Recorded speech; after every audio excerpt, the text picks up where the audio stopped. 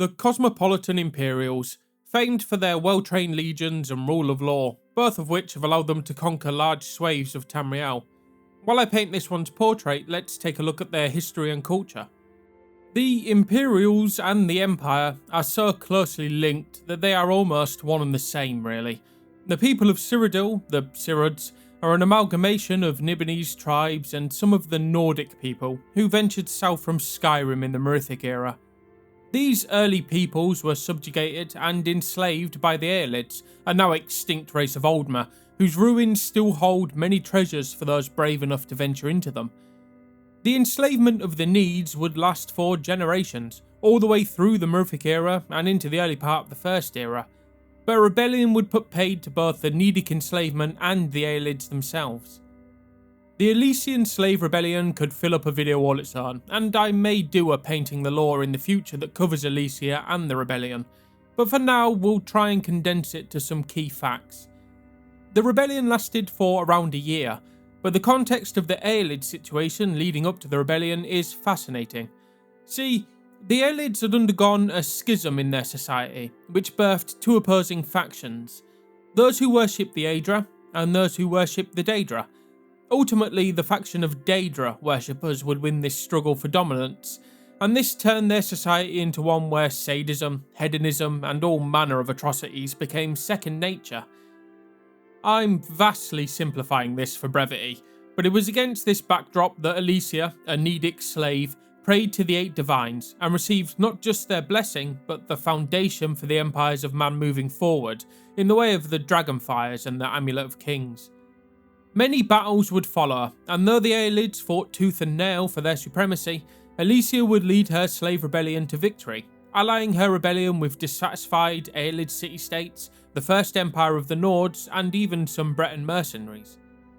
The war would culminate in a final battle at the White Gold Tower, and the rebellion would overthrow their Aelid masters, and Elysia would found the Elysian Empire. All those still enslaved were granted their freedoms, and those who allied themselves would be offered vassalage under this new empire, a bargain that most accepted. The Elysian Empire would standardise worship of the divines, setting the basis for imperial religion, and would be pretty welcoming to those who sought refuge under its wing, being extremely cosmopolitan in its makeup, with men, mer and beast folk all offered a place. This first empire would last for over 2 millennia, and Akatosh, the Aedra who presented Elysia with the Dragonfires and the Amulet of Kings, would offer his protection to the mortals, as long as a Dragonborn sat on the Empire Ruby Throne. The Aelids were driven to extinction over the centuries that followed, and though we only know of a few of Elysia's heirs, it's safe to say that the Empire was mostly successful in its continuity. But like all things, this empire would come to an end. Colovia, a province in western Cyrodiil, would break away from the Empire, and the resulting civil war would bring an end to the Elysian Empire once and for all. Western Cyrodiil, specifically the Nibonese Valley and Colovia, would form a culture that was distinct from that of its eastern cousins. But the threat of the Akaviri would unite the two halves under Riemann I, and towards the end of the First Era, this united force would see off the Akavir and give rise to the Second Empire under the Riemann dynasty. As an aside, I would love to see an Elder Scrolls game set in Akavir. They have some really interesting races that would make for great paintings, such as serpent and monkey folk. Anyway, the Second Empire of Man under Riemann would fear a second invasion, though not from Akavir this time, but from the Altmer of the Somerset Isles. With this in mind, Riemann offered the Akavir survivors and prisoners of war a chance to serve under him to see off any potential invasion from the Altmer. He used this to boost the numbers of his forces to conquer almost all of Tamriel, apart from Morrowind, which was firmly under the protection of the demigods of the Tribunal, a divine force even Riemann I couldn't bring to heel. And it was this attempted conquest of Morrowind that would spell the end of the Riemann dynasty.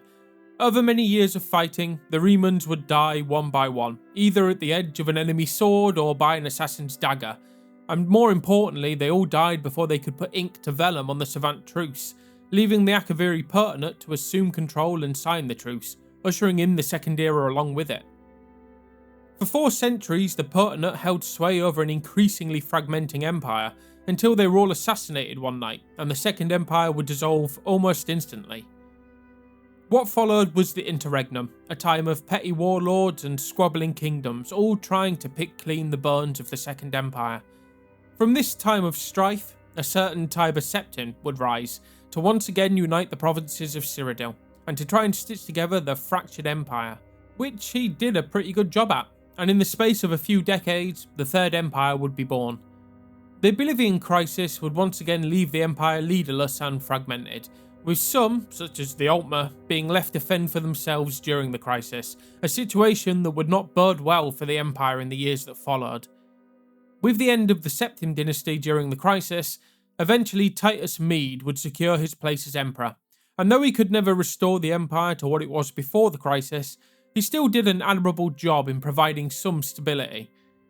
With the Altmer breaking away and the formation of the Third Aldmeri Dominion, Titus Mede's heirs would rule over an increasingly weaker empire, and with the Great War and the signing of the White Gold Concordant, the empire we find ourselves with as we wait for the Elder Scrolls 6 has one foot in the grave, and the other about to slip into. It'll be interesting to see if the Empire or the Stormcloaks won the Skyrim Civil War in the canon ending, as that could spell out what future the Empire actually has. But what Empire do you think we'll find when we finally get our hands on TES 6? Let me know down below. As the Imperials and the Empire are pretty much synonymous, the culture of the Imperials is a tapestry of many races and cultures. The Empire's cosmopolitan nature means that Imperials often make exceptional diplomats and traders, able to reach agreements and trade deals that would seem insurmountable at the start of negotiations. Their geographic location in the very centre of Tamriel makes them very good at building connections with other races that can span generations, while also allowing them to extend their rule and law and customs.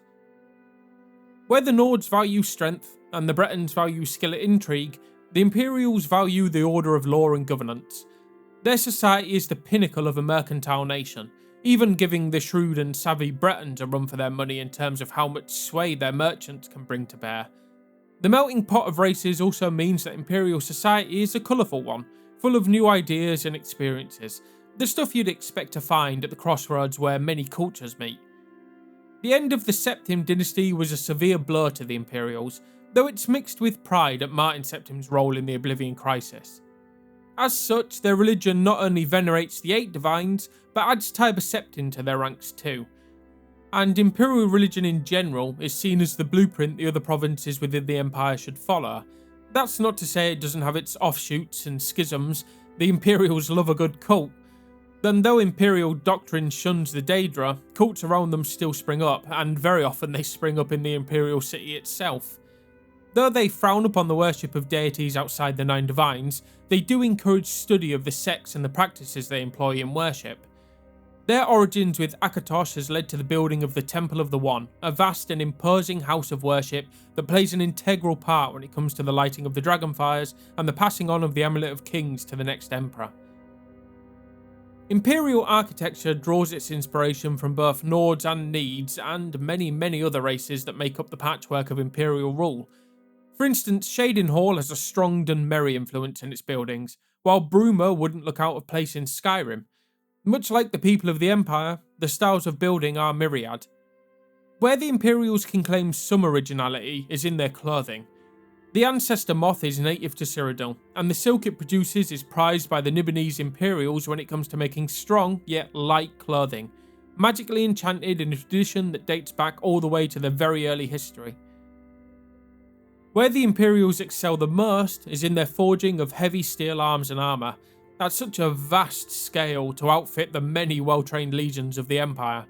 Though it is mostly steel the Legion employs, skilled smiths can create beautiful sets of Daedric, Dwarven and Ebony armours for those with the gold to pay for such treasures. And due to the Empire's far reach, many Orcish smiths are prized for their skills in smithing such suits of armour. Imperial food is rich, made with the best ingredients that money can buy, though it's simple when compared to the recipes of the Bretons. It's still good, hearty food, indulgent with rich spices from across the Empire. The jewel of the Empire, though, is the Legions, a well-drilled and disciplined fighting force that has seen countless battles in countless wars. It is perhaps the finest army ever assembled on Tamrielic soil, and to face a Legion in battle is no easy feat. They are well armed, well provisioned, and without equal when it comes to the grinding down of enemy forces through solid logistic and deep wells of endurance. During peacetime, the Legion act as peacekeepers, patrolling roads, apprehending bandits, stuff of that ilk. But in times of war, the Legion is granted greater powers, and its full might being brought to bear is a sight to behold, capable of taking entire provinces through sustained campaigns, well-drilled battle tactics, and just sheer manpower. And that's the Imperials, and the finished series. Every playable race has now been painted. Next, we're going to dive into all of the Daedric princes, and I'm looking forward to pushing some of those paintings in some weird directions. So thanks for watching, and until next time, farewell.